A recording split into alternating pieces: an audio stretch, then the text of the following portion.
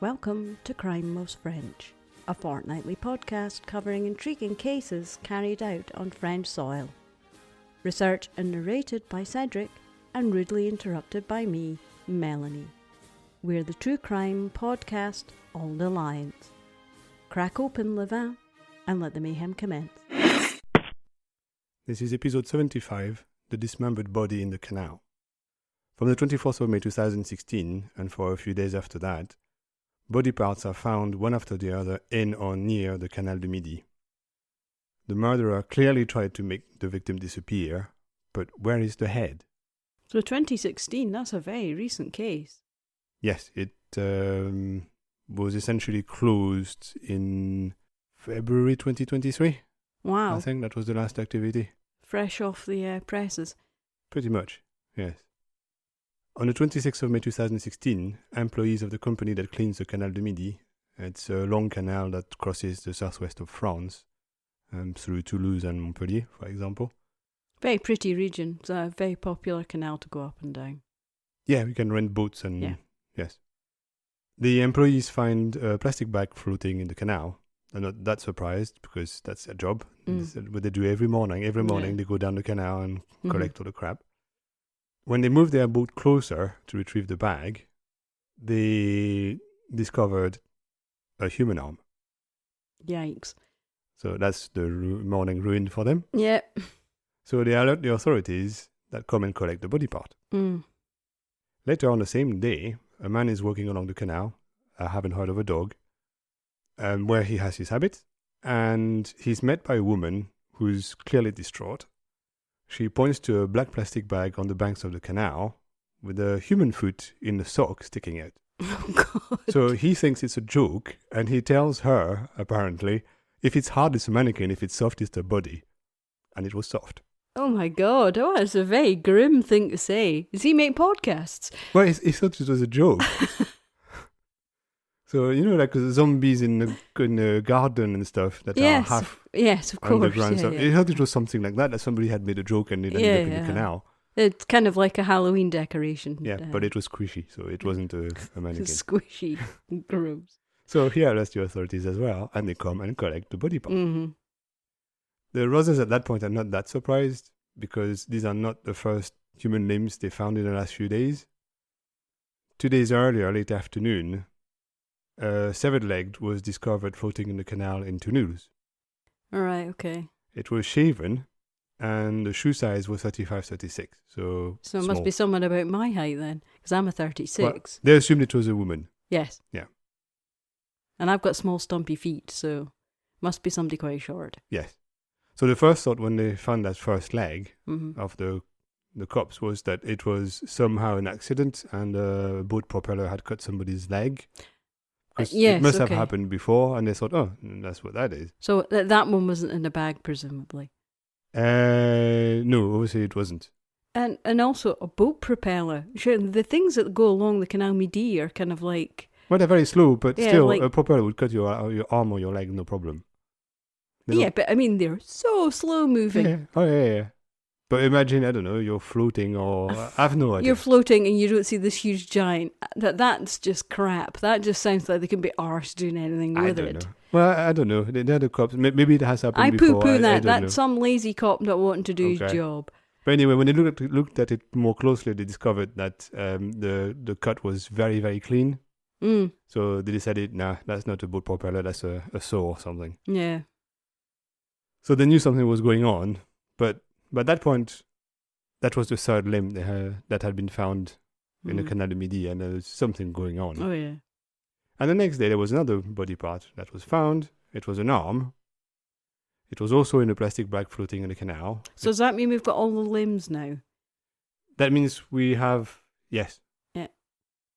That was about 100 meters down from the previous one in the canal. So at that point, the cops think that, okay, they have a murderer somewhere that's trying to get rid of a victim. But they don't know at that point if they're related. Because it's just body parts that don't fit together. They're still missing large chunks. So they can't tell if it's the same person. Or it could be a whole bunch of people. It could just be randomly 2 or 3 people who have had an arm cut off and are slowly being thrown into the canal. No, it could be a murderer that killed several people Yes. and got rid of all the body parts, Yes. but they found one bit from Yes. a different person every time. Who knows? They don't know at that point. They know something is bad. Mm. One thing that they noticed is that there was no head, so they can't identify any of the victims, if there's more than one. Mm. No tattoos. No tattoos, no nothing, nothing that would identify a person. I don't think there is a database of tattoos here in the US. Yes, but I don't think there is one here. I've never heard of it, but maybe there is. I don't know. So they call around trying to find if somebody's been reported missing. Things like victim support groups and whoever would have been in contact with people likely to be killed. Domestic violence cases and stuff. This sort of stuff, yes. Yeah. And they don't find anything obvious. So they start the inquiry, and within a couple of days, they start getting some answers. First, someone tells the police about a woman that had been reported missing by her family since the 22nd of May. Her name was Marilyn Planche, 52 years old. She lived in Toulouse. She was single, solitary, but her family said that it wasn't like her not to answer her phone. And they all tried to call her and they get no answer. Right. So after 2 weeks of silence, which has never happened before, they reported her missing to the police. Mm. So that's a possible candidate. However, after she had been missing for a while, her mum received a text message from her on the 15th of May. Right. So she was missing 2 weeks. She was reported missing on the 22nd. Right. But on the 15th, so after a week of being missing, her mum received the text message. But even though she sent that message, and a few others, I think, she never actually replied to something you sent her. So her mum, called Reine, like Queen, she could have been a drag queen, but anyway, she found the content of the message a little bit strange, because first, Marilyn called her Reine. She never called her Reine, she called her mum like everybody. Yeah, it's kind of weird. So she thought, why is she calling me Reine? She doesn't do that. Mm. Also, the signature at the end of the message wasn't right because she was like Holt. She was... Oh, kind regards. Yeah, exactly. It wasn't necessarily that, but she always signed her messages, her texts, and that wasn't the way that message had been sent. Mm-hmm. So she also found that a bit weird. And also, according to the text, she was going away for a few days in the countryside, and she wouldn't be reachable. Mm. And that also raised alarms in the family because she had never done that. She wasn't a countryside people. She was born in the countryside. She was born on a farm. Her family had a farm when she was a kid, but she hated it. So she had never been back. She always lived in cities. She liked cities. Mm. So they said, no, there's no way she's going to go to countryside for time off or a holiday. That's just not what she does. She hates the countryside. So they were very puzzled by that text that her mum received. It's almost like someone else was sending it. It feels that way, yes. So the police went to her flat to check on her. Mm. And it was in a nice building, apparently brightly lit and clean and quiet. It was, a secure building. Yes. With a security guard at the bottom and everything. I have to say, Toulouse is a very pretty city. It's full of the traditional buildings are all pink granite, so it's kind of like a pinky red colour. It's a beautiful city. Yeah, it's called the Pink City, yeah. Yes. So yes, it's not the kind of flat you expect the owner to be found in a pool of pieces in the canal. Yes. So nobody answers the door. They go around the neighbours because they want to know when she was last seen and what was happening, if anybody knew anything, if she really went away for holidays.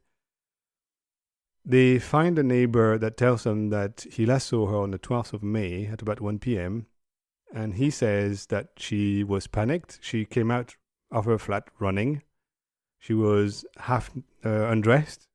So apparently she was in like pants and socks and she wasn't wearing like trousers or dress or anything. She had no outerwear on. Yeah, and she was running towards the lift. She was shouting, help, help, help. And she was followed by another woman who grabbed her by the hair and pulled her back into the flat. And when the neighbor went to investigate, the other woman told him not to worry, that Marilyn had a nervous breakdown and everything was fine and it would be sorted, and she closed the door. Oh, bullshit. So the neighbour was a bit worried. I would have been going to the police even if that woman had said that. Yes. Well, he went to the door and listened at the door, and everything went quiet. There was no shouting, no noises inside, Everything no nothing. went quiet. That's never good. Yeah, so he decided, he was only in his flat, it was 1 p.m, only in his flat to collect some papers that he needed for work, so he went just back to work because he had to.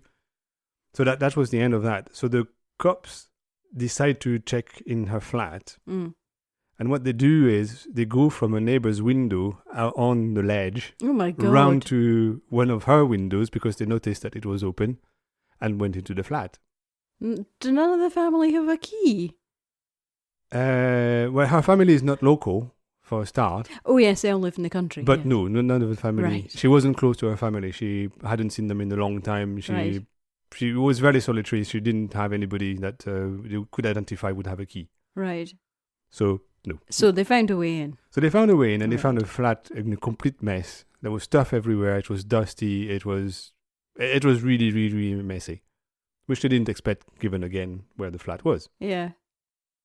But anyway, that was the thing, and they didn't find anybody. They didn't find any blood. They didn't find anything weird. So they left. Right. And at that point, they opened an inquiry for her disappearance. Because, of course, she's not the dead person yet. No. They don't know who that is. They haven't confirmed or... They have no idea who the body parts are coming from. Yeah. But when they were looking for candidates, they found that missing woman. So they Yes. started a new inquiry for a missing woman. So the inquiry is given to a special unit on disappeared people. Okay.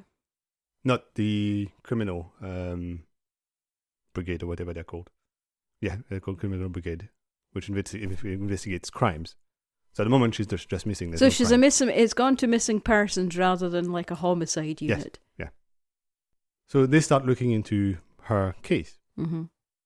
They interview her colleagues, and she was working in an association that was specialized in helping disabled people live and find jobs. It's a very worthy job. It's Yeah, I guess so, yes.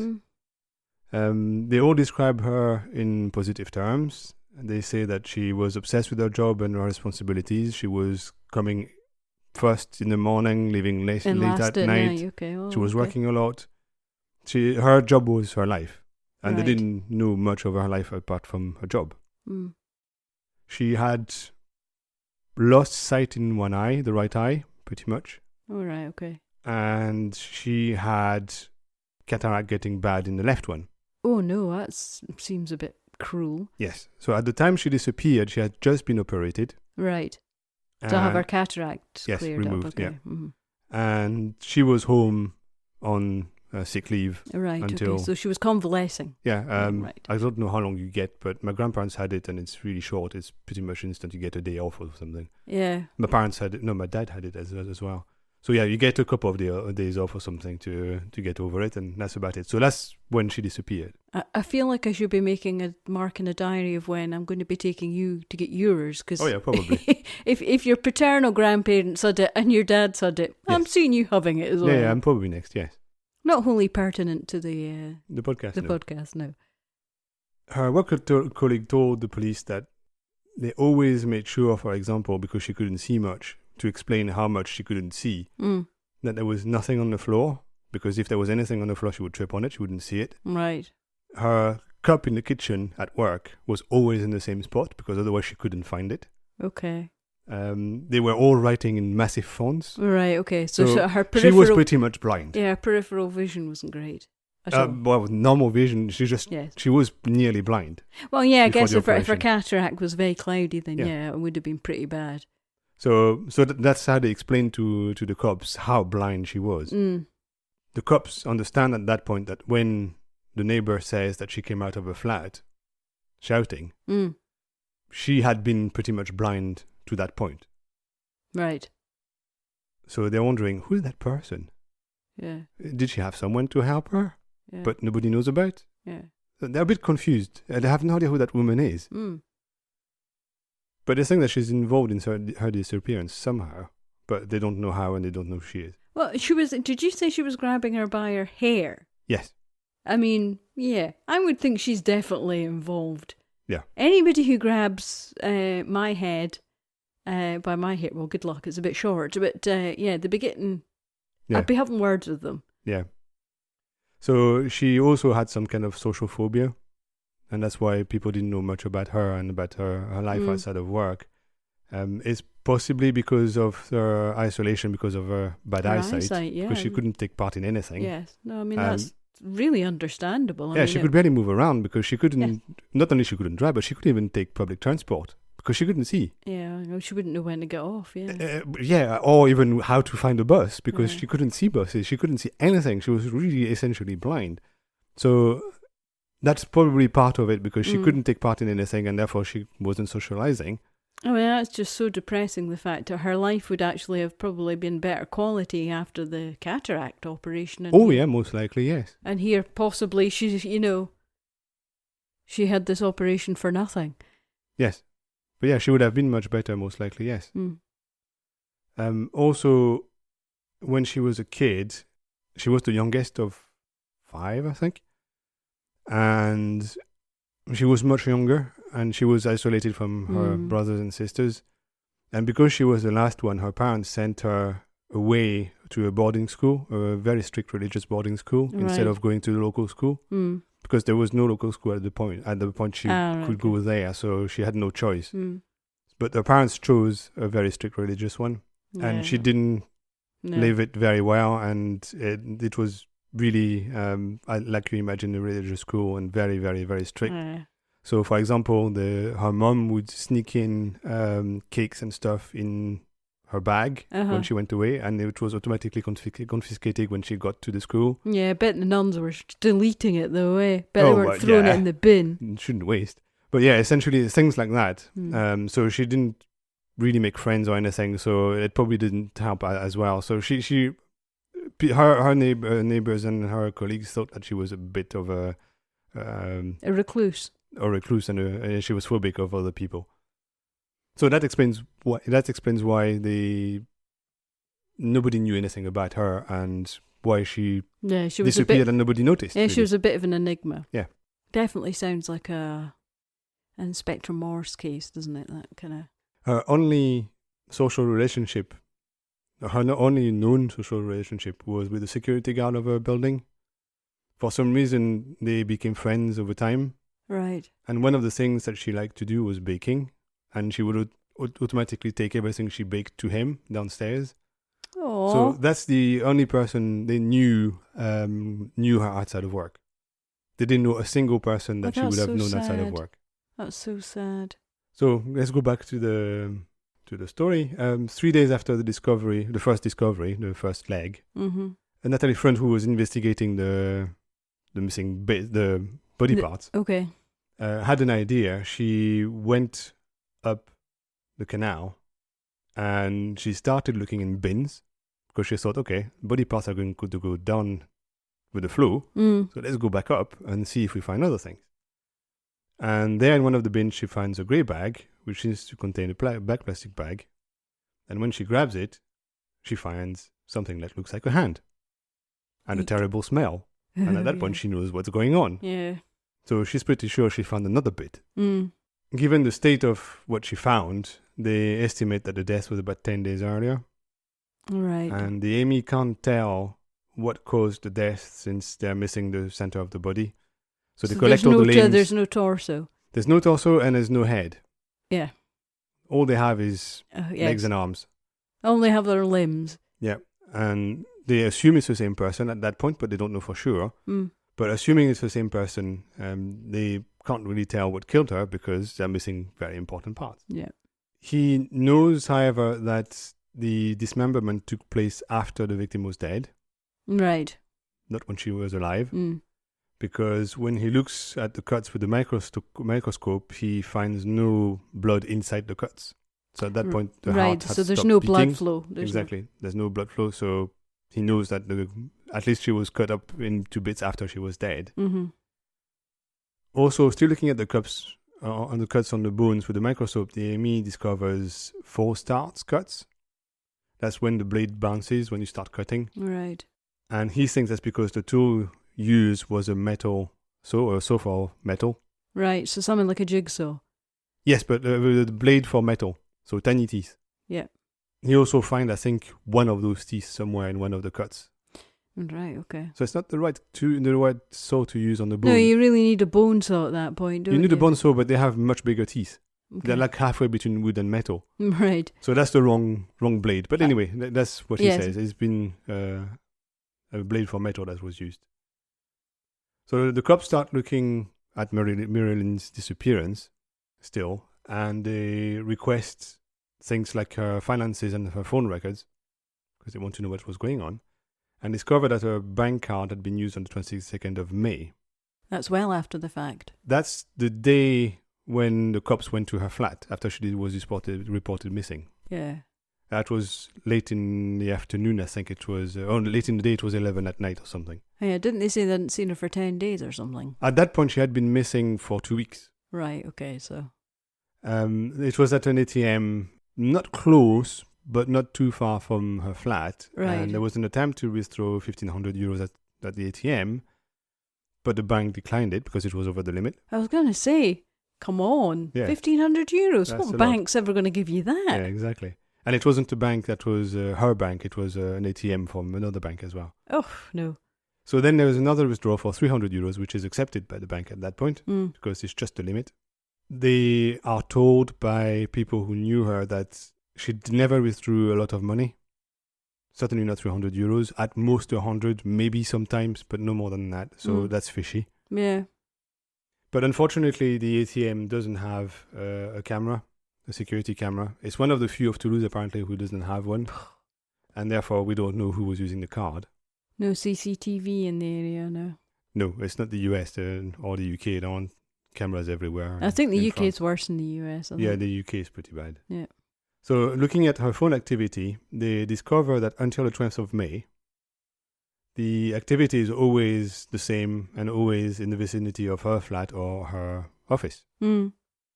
But Well, she could barely see. She would have the one Yeah. that she would go to that she knows where it is. yeah, exactly. She would Yeah. she should have habits. She has no Yes. choice. Of course. But from that day on at 7:01 p.m., her phone moves around Toulouse, which is very unusual. Yeah. And then the cops follow the phone down the motorway from Toulouse to Montpellier. Right. Then in Montpellier for 3 days, it pings there. Right. And then on the 16th, it goes back up to Toulouse. That's quite a distance for a blind person to go. Montpellier is a good Yeah. motorway Also, it's down the journey motorway, away. so she would have to drive. Yes. And it stops pinging on the 18th of May. Also, during their interviews with Marilyn's colleagues, the police learned that someone at her work wasn't getting on with her. It was a woman called Sophie Messala. She had arrived from Montpellier 6 months earlier. She had been transferred from the same association. She was working on a short-term contract in Montpellier, and she was given a long-term contract in Toulouse. Right. She was hired in Toulouse to help Marilyn, so they had the same job essentially, but she was supposed to help her. One colleague reported that on the day the woman came to Marilyn's flat, she had texted Tim to tell him that she had received messages from Marcella talking about her health. That was Marilyn texting her colleague. Mm. And she was confused because she had never asked about it and nobody really asked her anything. And suddenly there's that woman from work that sends her texts about how she is and all that. So she was asking her colleague, which was kind of a friend, but really she never saw us at work. More of a work colleague. What to do with it? What she was supposed to do? Was she supposed to reply? What was she supposed to do with those texts? And her colleague had advised her to reply by text and nothing more than that. Mm. Because they didn't have that kind of relationship. She didn't know. She was really confused. And he told her as well to call in the afternoon to discuss this. Yeah. In the evening, he received a text from Marilyn again, completely discombobulated. He was confused about what it was actually saying. But it was saying something like that Sophie was right. She knows a store file from the office. Mama's not perfect. Sorry to have hurt you, my son. And it was strange for a number of reasons. First, it wasn't Marilyn's style because, as I said, she was hot. So when she was writing like she's properly writing. Right. Not 2 or 3 word sentences without a verb. She would never do that. No.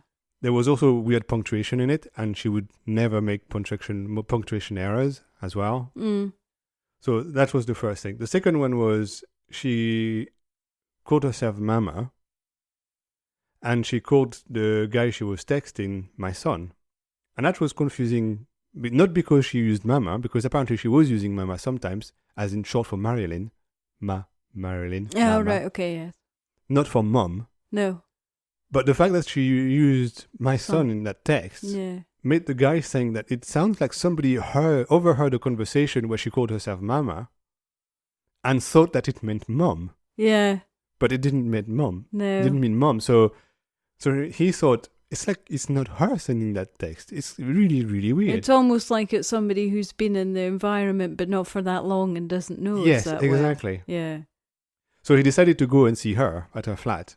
And 2 of her colleagues go on that day. But there's no answer. There's no answer, and they can't even get to the flat because the security guard is on holiday. And therefore, the door is locked downstairs. Right. So they leave a note in her mailbox saying that there is something strange with her phone, and they think that Sophie has it. They automatically assume it's her. Yes. Well, the text mentions her as well. Yes, the text said Sophie was right. Yes, yes. So they assume it was her sending it, but they don't do more than that, and they can't find her. Another thing that Marilyn's colleagues tell the police when they are asked is, a few days after Marilyn's disappearance, one of them had a discussion with Sophie Masala. And she seemed very agitated, and she didn't make much sense, but she was saying things like she had dirt on Marilyn, and it would come out, and they would discover that she wasn't the person they thought she was, and she had stolen documents from the office, which wasn't allowed, obviously. The documents have to stay in the office. Yeah. Because they are about people's lives, private lives, so you're not allowed to take them outside data the protection office. and all that, yes. This Sophie sounds like a complete and utter shit-stirring, just Yes. Boat rocker. She sounds like a nightmare. I don't like her. I instantly don't like her. And best of all, Marcella says that Marilyn had harassed her sexually from the day she started working in Toulouse. Okay. She even says that Marilyn took the train to come and see her in Montpellier because her family, Sophie's family, lived in Montpellier. So her husband and 2 kids lived in Montpellier because that's where she used to work. Yes. And she has a tiny studio flat in Toulouse that she uses during the week. It's like a pied-à-terre that she just stays during the week. So she uses it during the week, and she spent the weekends in Montpellier. So she says that Marilyn took the train to Montpellier to come and see her. Well, that's horseshit. And she was sending her love texts. And people are thinking, there's no way she would have taken the train. That's just not even possible. So that is very weird. This woman whose, vision is just terrible. She has a tiny little world that's very regimented, just jumped on a train. Yeah. That she's never done before. And she probably couldn't even find the station because she couldn't see the train station and certainly not see a train. Yeah. So they don't believe for a second that that's true. I don't like this person at all. Yeah, so they conclude that Marcella has something against Marilyn and something happened between the 2 women. And the police at that point starts thinking, okay, then something is going on between these 2 women there. And Marcella might have to do something to do with the disappearance of Marilyn. So they search a photo of Marcella to show the neighbor. Because remember, that woman... Oh, yes, the hair grabber. Still not identified, might have been Marcella, and the neighbor saw that woman. So they take a photo to him and show him. And unfortunately, it's a no driver license. And driving licenses are valid pretty much forever in France. Yeah. So it was already... We're talking that 2016. Marcella was born in 64, as far as I remember. Mm-hmm. So she was... pretty much nearly in her 50s, mid-40s, so she must have had a driving license for nearly 20 years, so the photo was... pictures from the... About 20 years old. Yeah, from the early 80s, maybe. Yeah, something like that. Yeah. Possibly even late 70s, so she probably didn't look like that anymore, so the neighbor doesn't recognize her. I mean, my French driver's license, I have long red hair. Yes. I do not look at all like my driver's license. Yes. So unfortunately, the neighbor doesn't recognize her. But the cops don't give up. Thinking back to Marilyn's phone travels, they decide to compare to Marcella's phone travels. Mm-hmm. And they discovered that both of them travelled at the same time on the same road in the same spot. Ooh, that's like weird. they're in the same car. Ooh. And at that point, they decide, yeah, okay. It's her. One person has 2 phones. Yeah. She's definitely got something to do with the reason why she's not she's not here. So more and more points to Sophie Marcella's involvement in Marilyn's disappearance. Yeah. In the meantime, DNS tests results come back from the body parts. Mm. So separate inquiry, not missing person, body parts found. Yeah, so 2 different departments, yeah. Yes, 2 separate inquiries that kind of crisscross. Yes. And the DNA confirms that all limbs belong to the same person. Right. And they have a hunch. So they collected DNA from Marilyn's toothbrush and compare. Right. And that's her DNA. Right. So now they know the Mystery limbs solved. belong to Marilyn. Okay, so we're now... So now we have one inquiry. Yes, one inquiry. In that whole story. Yeah. That totally confuses the criminal cops at that point. Because so far they were looking into limbs found somewhere. But now it turns up that these limbs belong to a 52-year-old woman who was nearly blind, who had a normal job, lived in a posh flat. Mm. And it's not like a prostitute in Detroit or anything. That's not the person you expect to be cut up into pieces. So they're totally confused. They don't know what to do with this because that's a very strange story. They'd never had that before. It's kind of crazy. I look forward to watching the Netflix it's Canal du Midi, not Highway of Tears. So it's just, what is going on? I mean, even the fact is, it's the Canal Midi. It's a really touristy place. It's very picturesque. You just do not find body parts. Yeah, no. It's not the Manchester Ship Canal. Everything is wrong in that story. Yes, so the cops are totally confused. Yeah, and also, I hate to be hugely sexist, but a lady dismembering someone and throwing them in the canal? That's very unusual. Yes, well, at that point, they know Marcella is involved in the disappearance. They don't know if she's involved in dismemberment. Because they're now merging the 2 inquiries into one. They start looking at Marcella a little bit closer, and she's not hard to locate. They learned that she's in Paris at the moment for meetings for work. The association was planning to merge the Montpellier and Toulouse offices. Right. And within that, Sophie would have been involved and probably got more responsibilities, and therefore she was in Paris to sort it out. She was supposed to fly back to Montpellier, and therefore the Toulouse cop called their Montpellier colleagues, and say, okay, go to the airport and wait for her. Yeah. So they do, and they arrest her when she lands. At the same time, as they're waiting for her to land and be arrested, there's a vagrant that discovers a suspect-looking suitcase in Toulouse, not far from the canal. He was hoping to find clothes in it because he didn't have any, or his clothes were it's always old. good to have a clean set of clothes. Well, it's good to have clothes because he was living rough anyway. Yes. So he was hoping to find clothes in that suitcase, and when he opened it, it wasn't clothes in the suitcase. It was a torso. Okay. So he calls the cops because he thinks they don't want to be involved in that. No. And they come and collect the torso. Mm-hmm. And they can match it with the limbs. Yeah. So they found Marilyn's torso now. Poor Marilyn. The Emmy, when he looks at the torso, he discovers that there's some fractured vertebrae. There's also blood in the stomach, which he thinks was swallowed when the victim was being hit on the face. Mm. But of course, they don't have a head yet. No. And he also finds signs of strangulation. Right. So when Sophie Marcella is arrested, she doesn't seem to be surprised. She doesn't react in the way the cops were expecting her to react. She doesn't say anything to them when she's notified that the reason why she's arrested is murder, which you would think if that happened to you, you would react somehow, but she doesn't. When they search her bag, they find Marilyn's bank card in it and 2 sets of keys to her flat. So I'm confused. Why would she have 2 sets of keys? Did she have an extra set cut? There's a story about those keys. We'll get there. So they interview her, but the cops still find it very hard to believe that tiny, scrawny woman was not only a murderer, but also had dismembered her victim. Yeah. She's not like... She would be like Jack the Ripper on steroids, and they can't they can't understand. So they don't actually believe that the person they have arrested is the person who killed Marilyn at that point. They still don't believe it.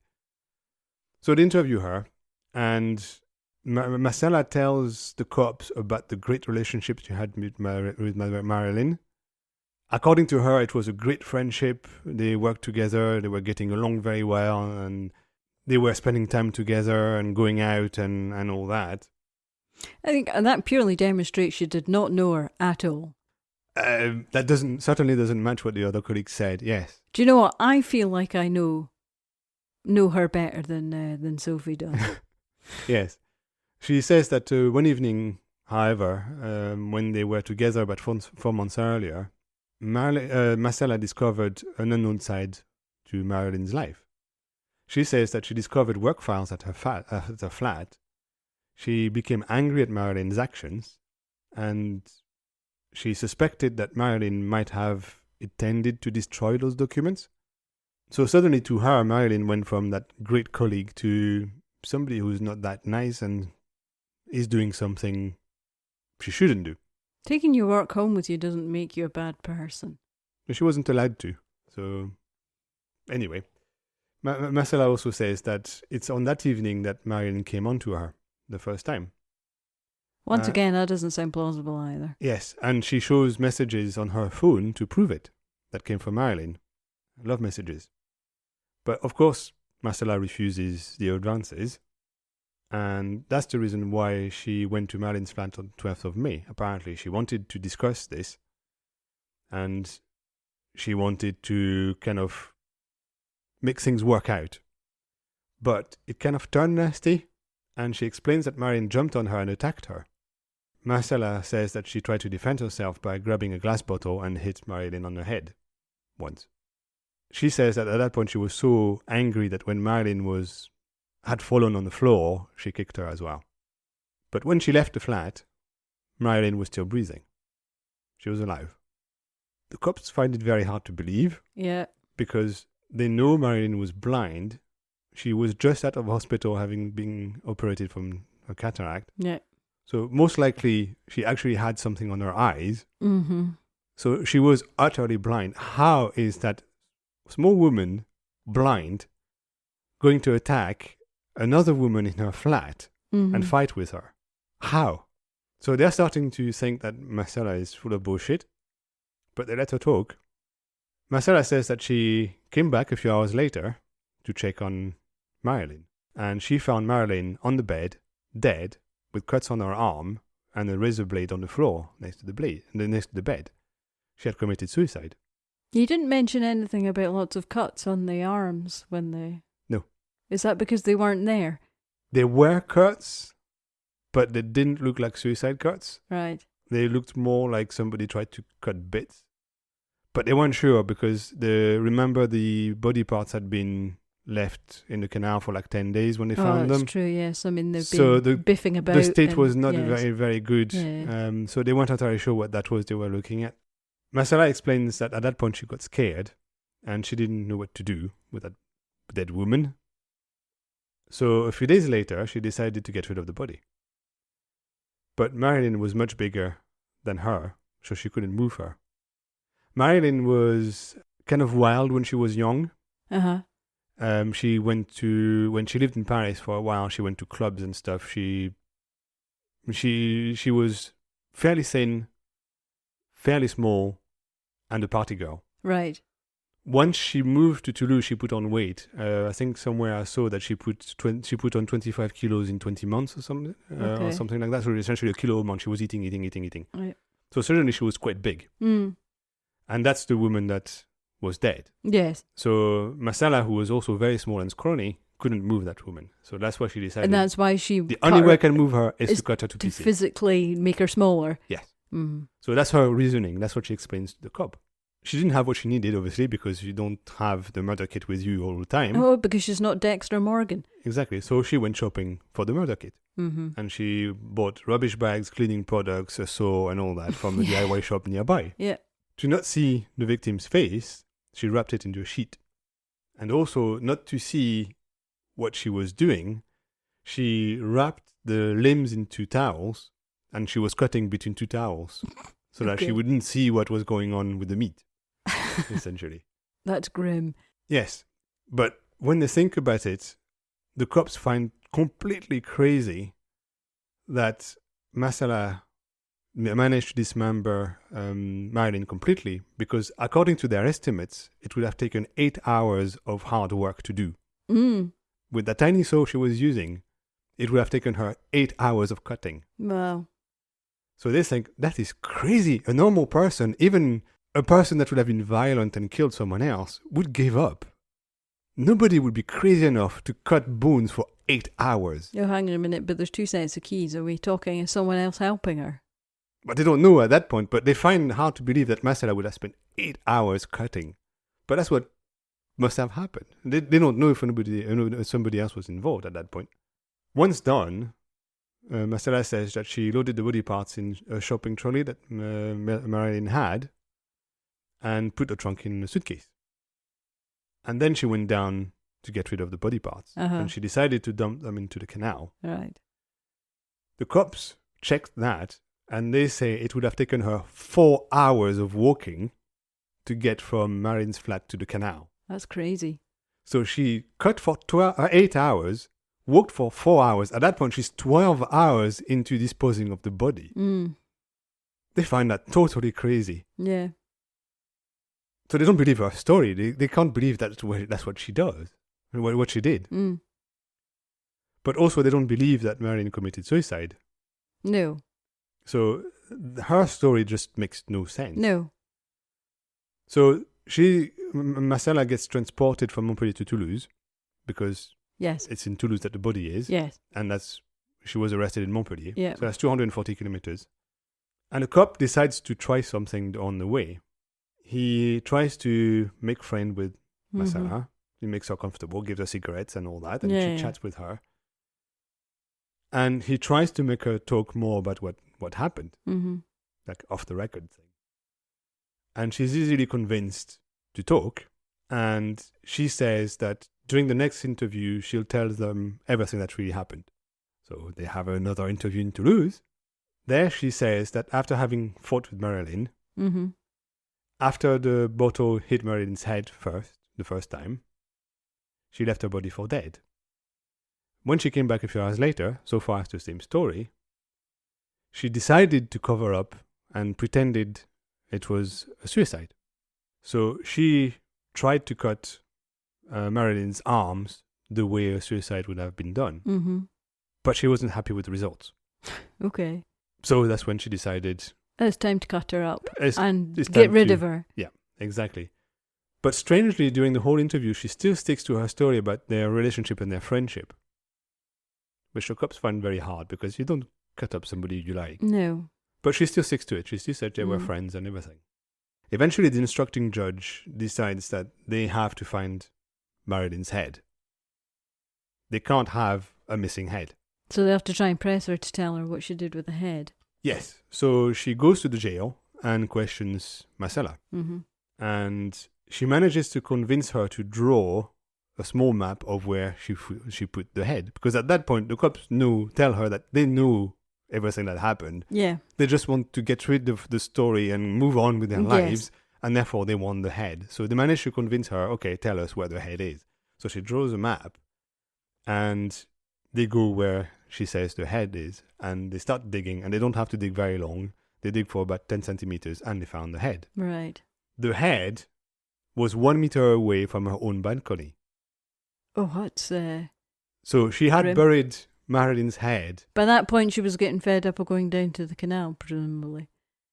No, she explains it as she says she wanted to give her a proper burial and some kind of religious bullshit.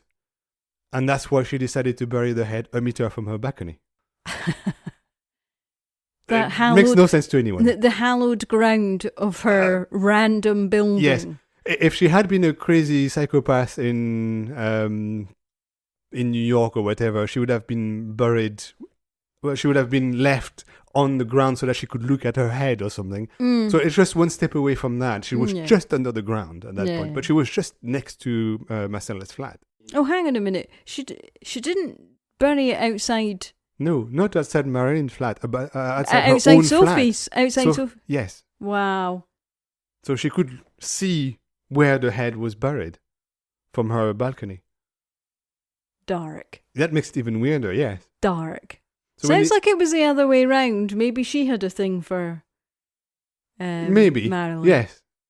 Yes, maybe. When the Amy investigates the head, he finds a whole bunch of broken bones. It's like everything's broken in that head. According to him, she wasn't hit by the bottle once. She was hit a bunch of times with the bottle. Right.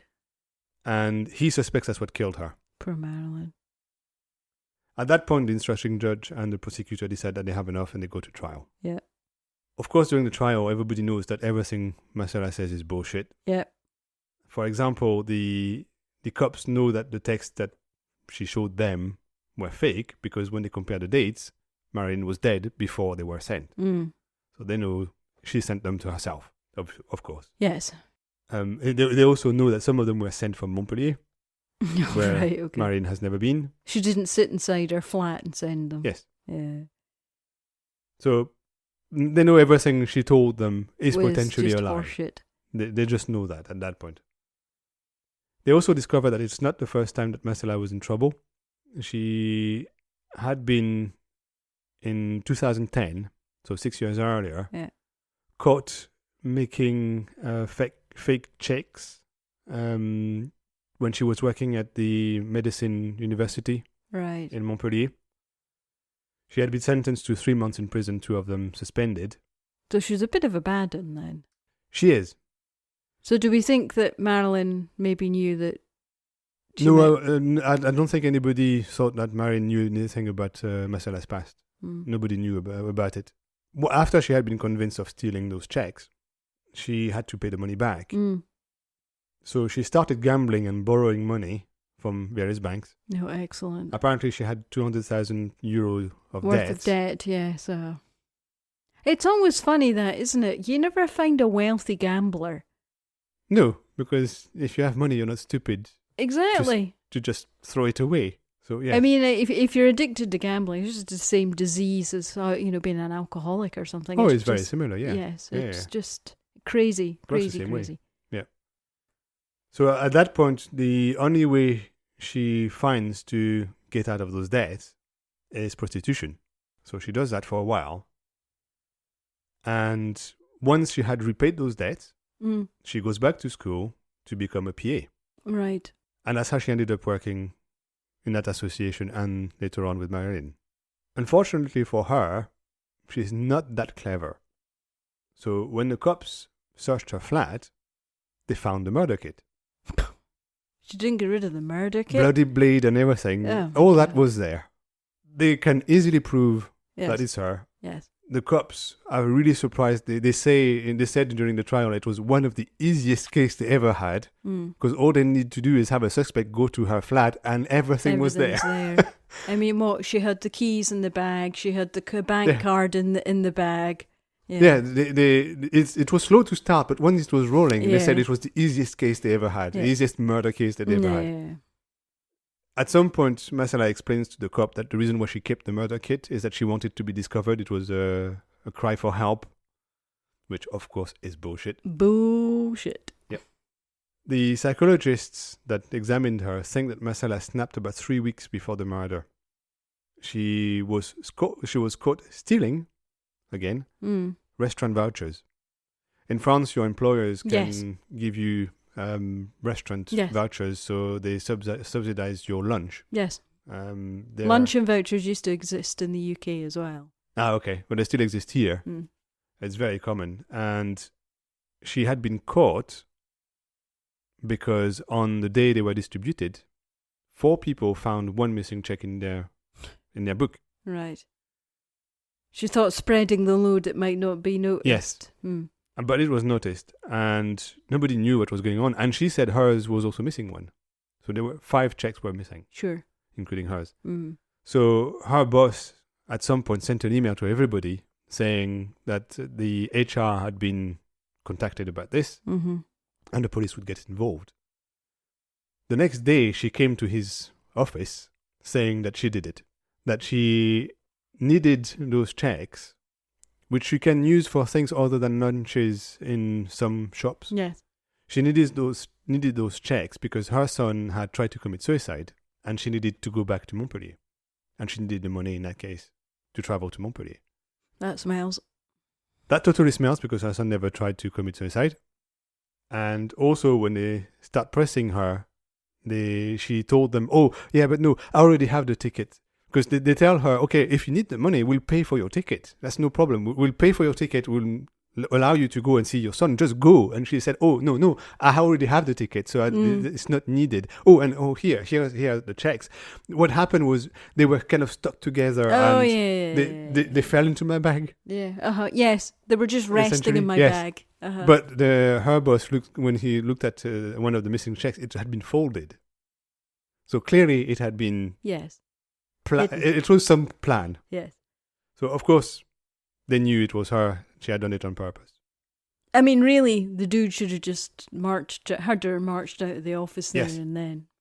So the psychologists think that was the triggering event. The stressor, yeah. Because at that point, according to them, she decided that Marilyn was responsible for all this. That she somehow had figured it out, that she had given her name to her boss, that she had done everything. She hated her before. Yes. That story was totally unrelated to Marilyn. No. Because at that point, Marilyn wasn't even there. Yeah. But she decided it was Marilyn's doing, and therefore she would have to take revenge. It sounds very much to me that Marilyn was just utterly jealous of the fact.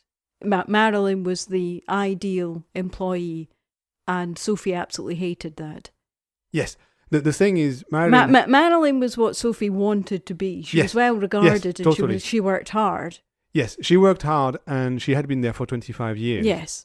And therefore, over time, you kind of collect responsibilities. Yeah. And she was, even though she wasn't technically the boss, she was running everything. She was running the office, she was running everything. And yes, Marcella was totally jealous. Yes. Because they had the same title, officially. But she was hired to help Marilyn. Yes, but Marilyn had all this goodwill from everybody because she'd been there for so long. Exactly. Yes. And she absolutely hated that. Yeah. Petty jealousy. Yes. To try to sort things out and know exactly what happened, like, for example, was there premeditation? Because that's very important. They organize a reenactment. So they take Marcella to the flat and ask her to show what happened and all that. The first question they have is, how did she get in the flat? Because when she was telling the story, she said she rang the bell and Marion opened the door. But the cops know that she was blind at that point. She wouldn't have opened the door knowing that she couldn't possibly see who was at the door. Second set of keys. Does she let herself in? Oh, it's more than that. Yes. So they just don't know. So she stole her keys at an earlier point, had them cut, and then put her back. Well, that's the thing. A little bit before that, Marilyn had reported that her keys were missing from her bag. She didn't have her keys. Yeah. So she had used a spare set to get into her own flat. Yeah.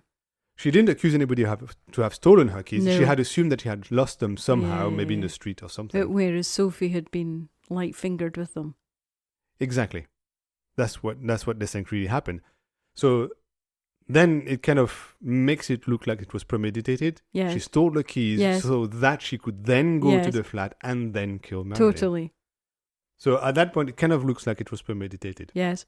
But of course, because she lies all the time, they can't really know what really happened. What they thought was she not only stole the keys to get into the flat, but then also collected the spare keys that Marion was using, and that's how she ended up with 2 sets in her bag. Mm-hmm. But of course, she denies that. So the defense objects to the premeditation because they say they couldn't prove that Marcella used the keys to get into the flat because, of course, there's no witness. There's no any trace of breaking in, but that's about it. So they can't say, yes, she stole those keys and used them to get into the flat. So her defense says, well, you can't prove it, so you can't sentence her based on something you can't prove. So yes. I would have been happy to. Yeah, but that's not what a judge would do. No, I'm not a judge, thankfully. Exactly. So during the inquiry, the cops discovered on Marcella's computer that from April, so a month earlier, a month before the murder, Marcella had looked up Marilyn on the internet and on social media, they can see the search history, and they can see her search on her name, on where she thought she could live, search for all secure residential buildings in Toulouse to try to have a list of where she could potentially live. And it's totally premeditated. Well, that's what it looks like, yes. Essentially, they see her search for more and more things that she learns about Marilyn over time until she found where she lived. In total, they say that she did 151 searches for Marilyn on the internet. It's exceptionally well premeditated. Yes. Totally. Mm-hmm. What is strange is that she doesn't seem to have searched for murder kits or how to get rid of a body until 4 days after the murder. Right. She hadn't thought it through. Well, that's where there's a contention between the prosecution and the defense. The prosecution says that, yeah, she totally stole the keys, she totally got into the flat with that, she totally searched her for months until she found where she lived, therefore there's premeditation. But the defense says... I think she probably thought she could move the body, and then she tried it and went, no, I'm going to have to do something else with that. Well, exactly. So you could conclude, like you did, that yes. she had premeditated but not thought things through, yeah, and discovered after she murdered Marilyn that she couldn't move her. Yeah, and there's a reason why dead weight is dead weight. Yes. A few days after the murder, they also see her search for how body parts float and how to get rid of spoiled meat smells in fridges and all that. So you know at that point she's trying to hide the fact that she has a body and she doesn't know what to do with it. A few days before the murder, they discovered that Marcella had also searched on her phone, this time not on her computer, for things like how to cure kleptomania, physical symptoms of burnout, why do I always ruin things? And they say she was clearly not well at that point. So that's a few days before the murder. Mm. So they kind of try to piece together her progression from normal to crazy woman who killed someone else. She clearly has a lot of dark demons, this woman. Yes. I mean, she's clearly a murderer, but she clearly has a lot of demons. Yes. At the last minute, after all that had been looked at in the trial, her lawyers asked for some time off. No. To go and discuss things with her. No. So they do. They get some time off. They go and chat somewhere. And when they come back, Marcella announces that she's going to tell a different story. For God's sake, stop indulging this woman. She's Walter Mitty. She clearly has problems. Or even her kids say that she lies all the time. Her two kids said that she lies for about everything. She just lies all the time. For small things, sometimes she lies about things that are utterly pointless to lie about, but she does. She lies about absolutely everything all the time. And that's what her kids say. So yeah, everybody knows at that point that she just lies all the time. Yes, I've got someone in my life a bit like that, and yeah, it's tiring. Yeah. So at that point, she admits that she did hit Marilyn without being attacked first. Mm-hmm. So it's not self-defense. She also admits that Marilyn never took any document from work. She also admits that she never harassed her. At that point, everybody agrees, okay, that's pretty much what really happened now. Yeah. Now we know you just went and killed her. Oh no, wait, why does it sound like you're going to pull like a rabbit from a hat saying, and this is what she said. It was a Yakuza and there were 3 ninjas that jumped into the room. No. The defense also brings up that she had a very difficult childhood, that she had a mother that was lying all the time. And she discovered the body of her father who had committed suicide when she was 10 years old. Ooh, they fuck you up, your mum and daddy. Oh, yeah, that's nasty. So she had to adapt to a lot of things when she was a kid. Yeah. Of course, that doesn't excuse murder. No. So the prosecutor, in the end, requests prison forever. So life in prison without parole in the US. Mainly based on the fact that of the vulnerability of the victim. She was defenseless, she was blind, she had never hurt anybody. Yeah. So that's really nasty, therefore life in prison. But the jury takes into account some of the defense's arguments against it, and she's sentenced on the 26th of October 2019 to 27 years in prison. Okay, well, that's... Yeah, okay. She'll come out. That's a chunk of time. That's a chunk of time. She'll be maybe in her late 60s, early 70s when she comes out. She might Assuming not she be. serves everything. Yeah, I don't think she'd be contributing much to society at that point, but I don't think she would necessarily be murdering people, possibly. Possibly. She also only murdered one person, so she's not a serial killer Yeah, that is true. yet. That is true. Who knows what would have happened later, but she only killed one person she really hated, and it was personal, so they don't assume that she would kill other people. This woman was everything that Sophie wasn't, and I think that's exactly why it happened. Yes, exactly. So they don't think that there's a chance that she's going to kill other people, so it's just punishment for the crime, not trying to keep the rest of society safe from her. Yeah, what this woman needs is a lot of psychological help. And thankfully, because she's in a French prison, she might actually get it. There is rehabilitation done in this country, which is great. But I do have to tell you, sorry, have you got something to... No, I was just going to say that she doesn't appeal to her sentence. No, so she accepts that she's done wrong, that she goes to prison for I think she's been treated well enough. Certainly better than I would have treated her, but I would have put her away for longer, but it's just me. That's just me. But just as an aside, the book, the film, they lied. Sophie, you did have a choice, and you chose badly.